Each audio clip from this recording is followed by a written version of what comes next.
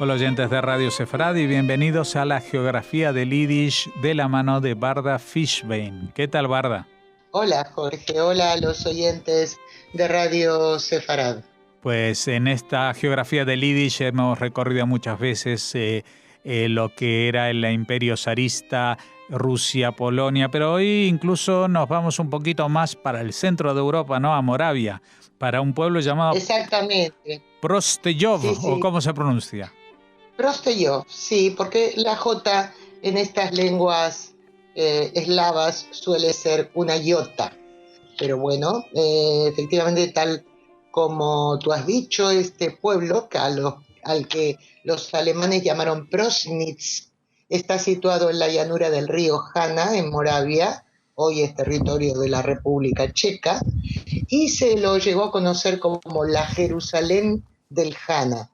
La comunidad judía se instaló allí en la segunda mitad del siglo XV con personas procedentes de Olomouc o Olmutz, otro pueblo moravo del cual habían sido expulsadas en 1454. La Keilah de Prosteyov fue la segunda en número de miembros de Moravia, solamente superada por Mikulov, también conocida como Nikolsburg. El más antiguo cementerio judío de la localidad es de ese mismo siglo XV, pero la única tumba que aún puede verse hoy lleva inscrita fecha de un siglo después, de 1654. A finales del siglo XVI vivían en Prosteyov 600 judíos aproximadamente, cifra que cayó en la siguiente centuria durante la Guerra de los 30 años que acabó en 1648. Sin embargo, ese mismo año, como sabemos, comenzó el levantamiento de Khmelnytsky, que conllevó numerosas masacres de judíos, lo que hizo que se incrementase la población de este shtetl, paradójicamente con refugiados procedentes de Ucrania, a los que se sumaron los expulsados de Viena en 1670.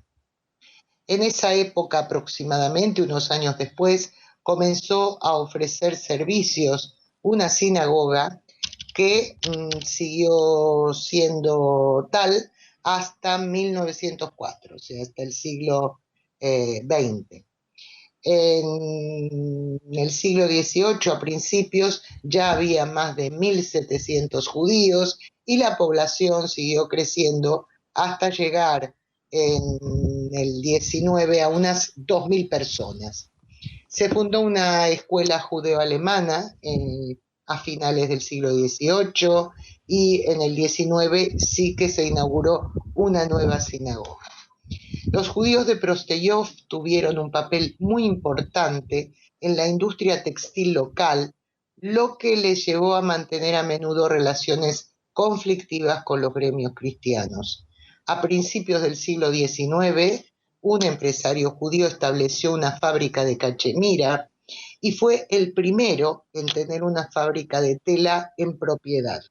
50 años después, los socios y hermanos Meyer e Isaac Mandel fundaron la primera fábrica de ropa confeccionada del Imperio de los Habsburgos.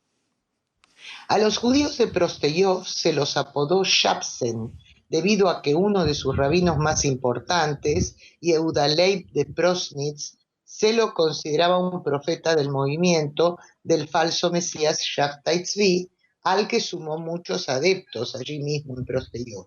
También el franquismo, otro extraño Mesías, tuvo muchos seguidores en este shtetl, coincidiendo con la estancia de Jacob Frank, en Brno durante el siglo XVIII. Más tarde, Prosteyov se convirtió en un importante centro de la Escalá, de la Ilustración judía y de la Reforma. Fue el punto de referencia de este pensamiento en Moravia, en claro desafío al rabinato ortodoxo que tenía sede en Mikulov. En la segunda mitad del siglo XIX, los judíos de Prosteyov se posicionaron en el conflicto checo-alemán, apoyando a las escuelas, organizaciones culturales y partidos políticos de la minoría germana, enfrentándose por consiguiente a la mayoría checa.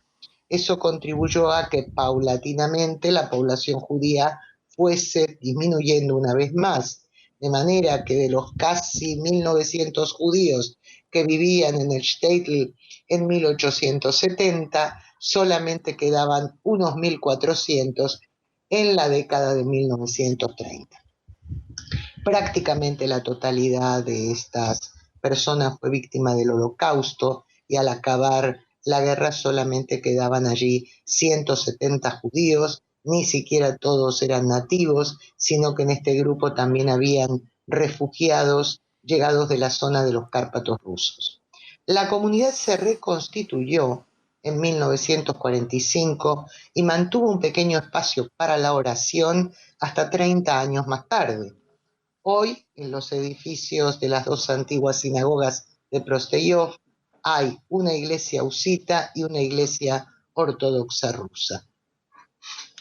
Y bien, como siempre hacemos, vamos a nombrar a algunos de los nativos relevantes de Prosteyov en este caso, y podemos citar al arquitecto Max Fleischer, que se dedicó a un tipo especial y curioso de arquitectura, la de edificios destinados a ser sinagogas. En Moravia hay varios ejemplos que todavía pueden verse de su trabajo.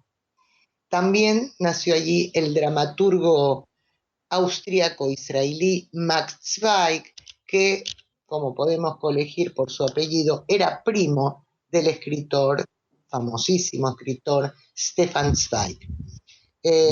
Max, aunque era licenciado en Derecho, se dedicó siempre a la escritura y vivió en Viena y Berlín. Cuando el nacionalsocialismo llegó al poder, se vio obligado a emigrar a Praga. Y desde allí, ya en 1938, huyó a Tel Aviv.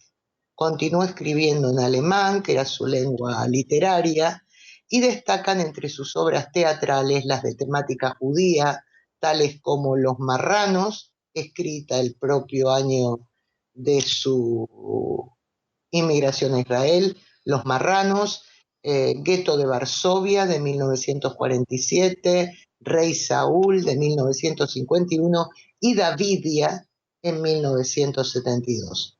También escribió un libro autobiográfico que tituló Blanqueador en el año 1987.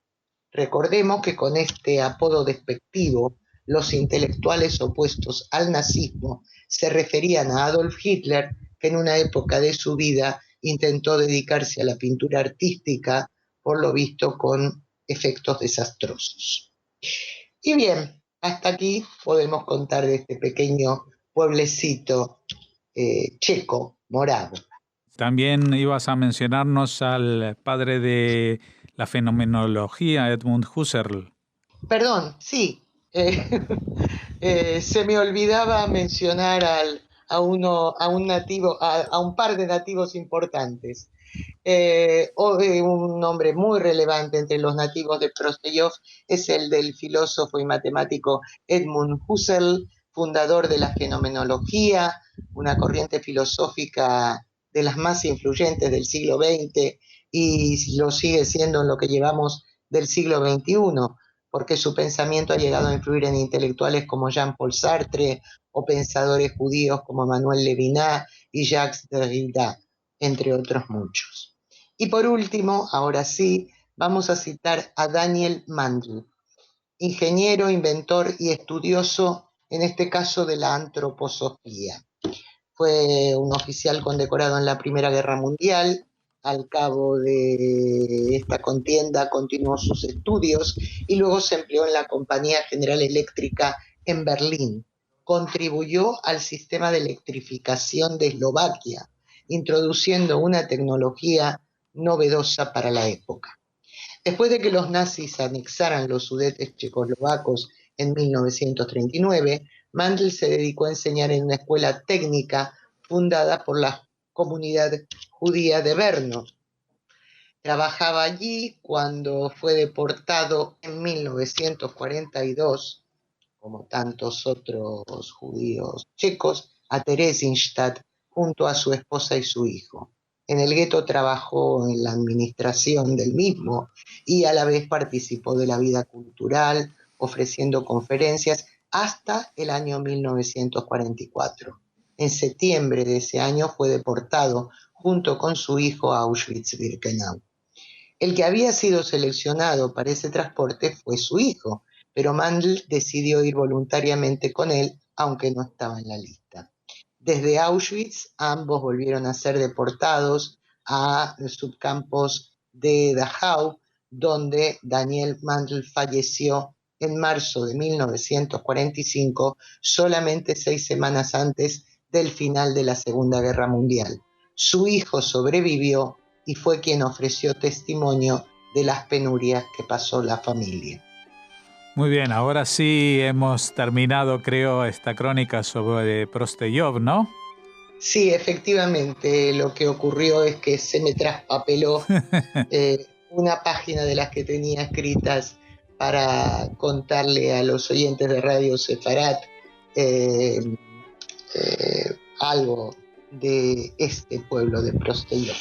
Bueno, pues ya saben, un pueblo más y otro más habrá dentro de 2 semanas aquí en la Geografía del Yiddish. Muchas gracias, Warda Fishbein, por habernos atendido. Hasta entonces, Jorge, gracias a vosotros.